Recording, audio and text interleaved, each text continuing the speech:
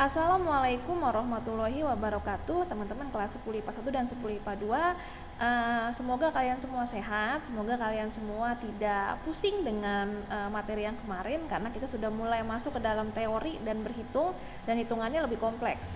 Dan hari ini kita akan melanjutkan tentang hukum dasar kimia, di mana kemarin itu kalian sudah membahas 3 hukum yang pertama, yaitu Lavoisier, Proust, dan Dalton. Ya, ketiga hukum ini berfokus pada massa. Dan hari ini kita akan habiskan semua hukum dasarnya. Kita akan membahas 2 hukum terakhir, yaitu Gay-Lussac dengan hipotesis Avogadro. Di mana kedua hukum ini akan berhubungan atau banyak bersentuhan dengan volume, ya. Jadi yang kemarin itu massa, sekarang adalah volume. Oke, langsung saja kita masuk ke yang pertama, yaitu hukum Gay-Lussac. Hukum ini dicetuskan oleh seorang ilmuwan bernama Joseph Louis Gay-Lussac, ya. Ini fotonya. Dan hukum Gay-Lussac ini membahas tentang perbandingan volume pada atom-atom gas yang bereaksi. Dan dia mengatakan pada suhu dan tekanan yang sama, volume gas-gas yang terlibat dalam suatu reaksi akan memiliki nilai perbandingan berupa bilangan bulat dan sederhana. Nah, lagi-lagi muncul bilangan bulat dan sederhana. Ini sama seperti yang kemarin sudah Bunda bahas, bahwa bilangan bulat dan sederhana artinya bilangannya tidak terlalu besar dan tidak berbentuk koma ataupun berbentuk pecahan. Jadi benar-benar bilangan bulat 1, 2, 3, 4 dan seterusnya. Dan dia sederhana, jadi nilainya nggak sampai 100 ataupun 2 digit lah, paling banyak banget paling 15. Dan untuk mendapatkan nilai berdasarkan hukum Gay-Lussac, suatu reaksi kimia ini harus disetarakan terlebih dahulu. Jadi kalau reaksinya belum setara, dia nggak bisa mengikuti hukum Gay-Lussac ini, ya. Dan hukum Gay-Lussac ini disebut juga sebagai hukum perbandingan volume, karena ini berhubungan dengan volume. Nah, ini adalah introduction atau pengenalan atau teori dari hukum Gay-Lussac sebelum kita masuk ke dalam contoh soalnya. Oke ya. Nah, contohnya seperti ini. Pada reaksi CH4 tambah O2 menjadi CO2 dan H2O, dikatakan reaksi belum setara. Ya, ini soalnya baik. Jadi reaksinya dibilang belum setara dan dikasih tahu. Tentukan perbandingan volume dari gas-gas yang bereaksi. Artinya kamu harus hitung nih, volume CH4 berapa, volume O2 berapa, volume CO2 berapa, volume H2O berapa. Nah, sekarang kita lihat reaksinya belum setara, artinya kita harus setarakan dulu. CH4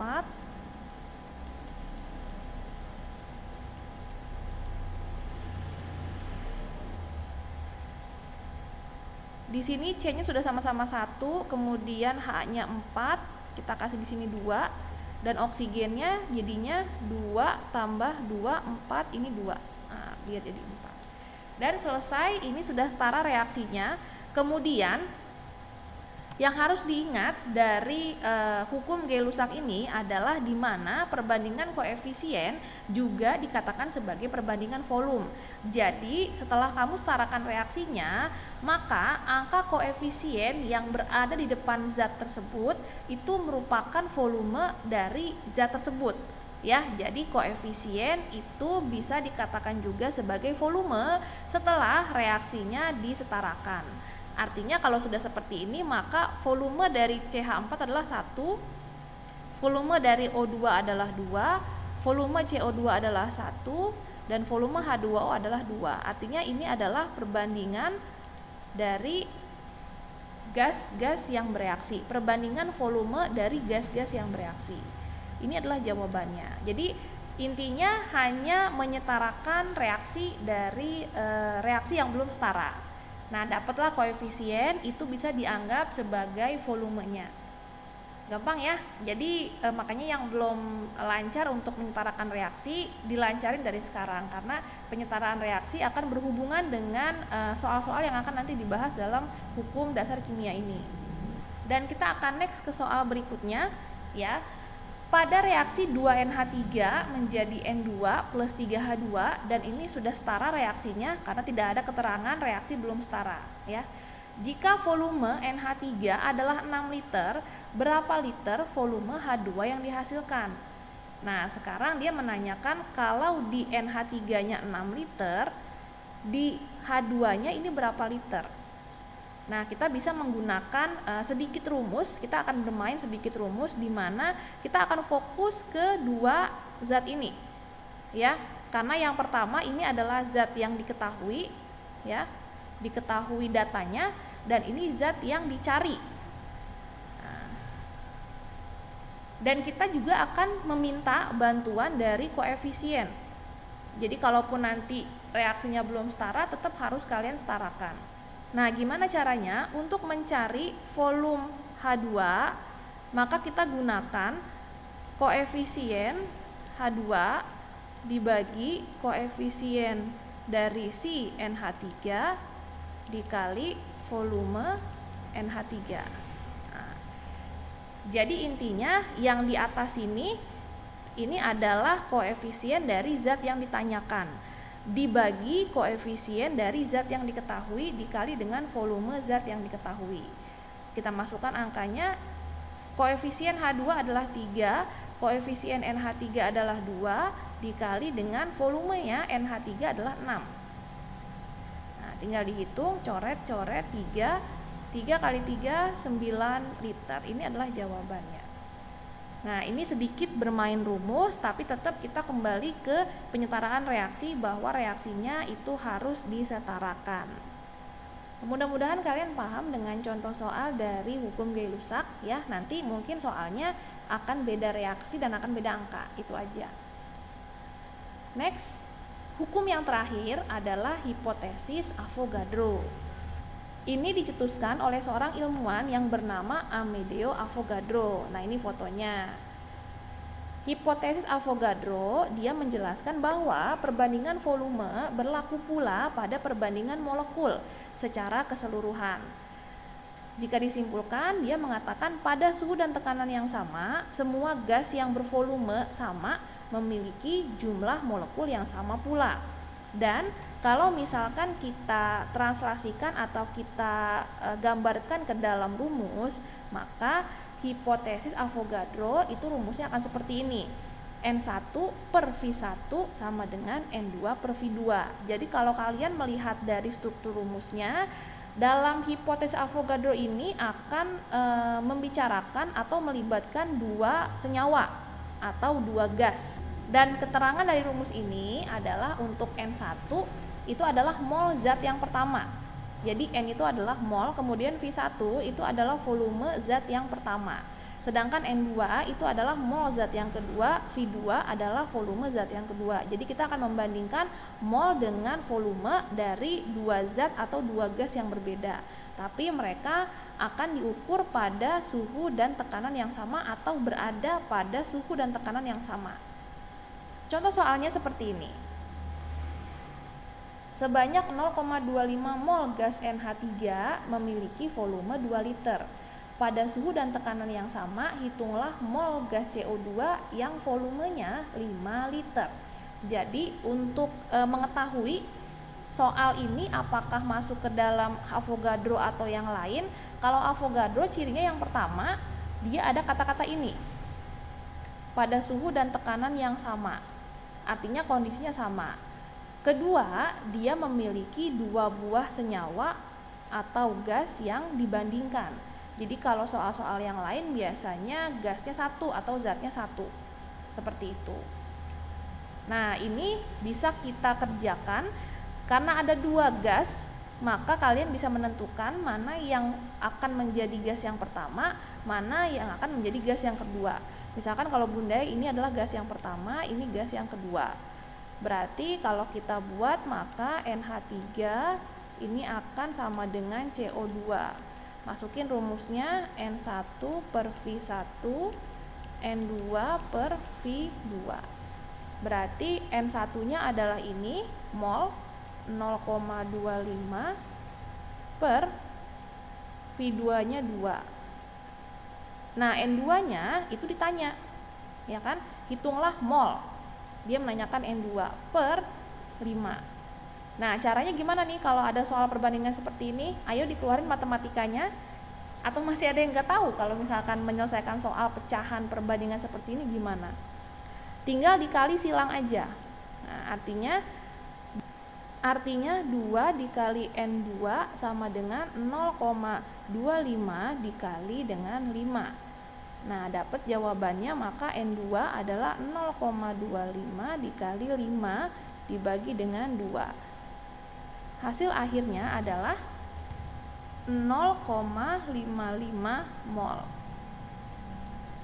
Ini adalah hasil akhir untuk soal yang pertama. Silakan dipahami. Ini udah pakai rumus ya yang sekarang ini.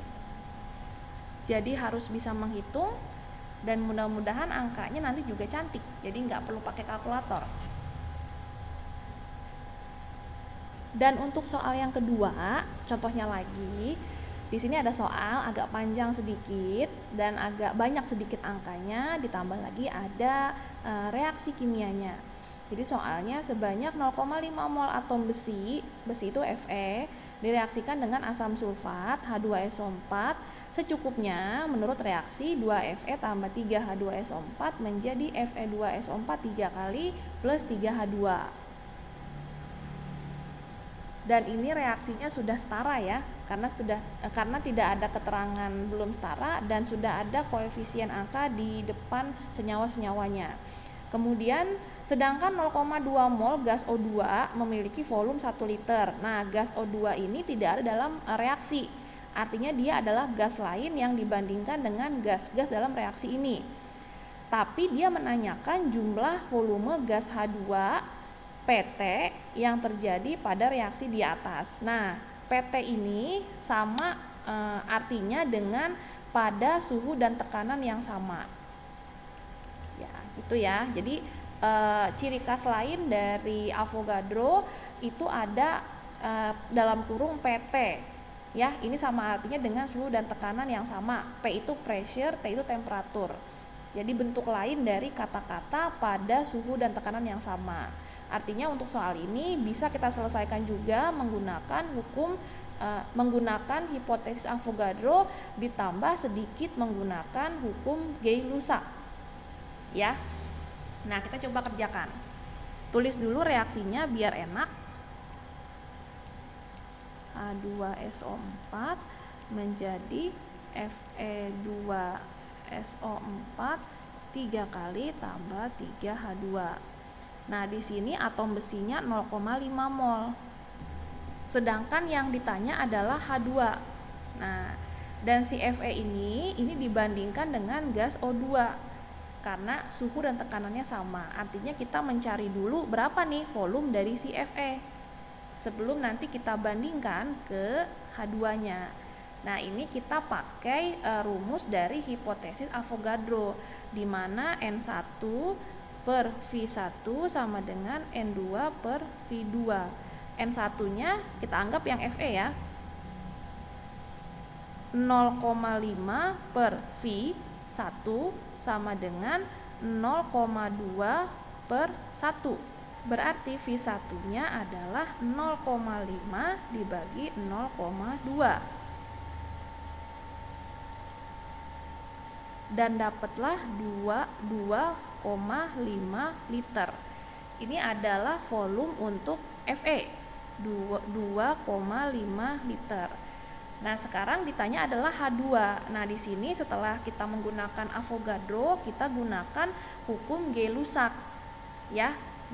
Maka di sini kita gunakan rumus untuk mencari volume H2 adalah koefisien dari H2 dibagi koefisien dari Fe dikali dengan volume dari si Fe.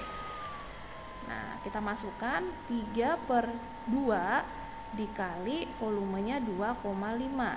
Maka dapatnya adalah 3,75 liter. Ini adalah jawaban dari soal ini. Jadi volume gas H2, volume akhirnya adalah 3,75 liter. Ya, jadi di soal ini kita menggunakan dua hukum sekaligus ya. Jadi di combine atau di join. Pertama gunakan Avogadro-nya. Kenapa? Karena ada gas lain yang dibandingkan dengan gas dalam reaksi pada suhu dan tekanan yang sama. Kemudian dari hitungan tersebut, hitungan si Avogadro-nya, dapatlah volume dari zat yang dibandingkan. Dari zat tersebut kita bandingkan lagi ke zat lain yang ada dalam reaksi tersebut. menggunakan hukum Gay-Lussac. Dapat akhirnya 3,75 liter. Mudah-mudahan kalian nggak bingung ya, agak mikir sedikit memang ya. Dari sini mulailah berpikir panjang. Dari sini mulailah berpikir untuk kritis dan menganalisis lebih baik lagi. Oke, silakan dipahami. Dan selesai sudah 5 hukum dasar kimia yang harus kalian tahu. Silakan direview lagi dari hukum yang pertama sampai tadi yang terakhir, ciri khasnya apa, bentuknya seperti apa, hitungannya seperti apa, karena minggu depan kita akan latihan sedikit ya tentang hukum dasar kimia. Mudah-mudahan kalian nggak bingung, dan terima kasih untuk kuotanya, untuk waktunya, dan untuk analisisnya, untuk semangatnya. Tetap jaga kesehatan dan patuhi 5M. Sampai ketemu minggu depan. Bunda akhiri. Wassalamualaikum warahmatullahi wabarakatuh.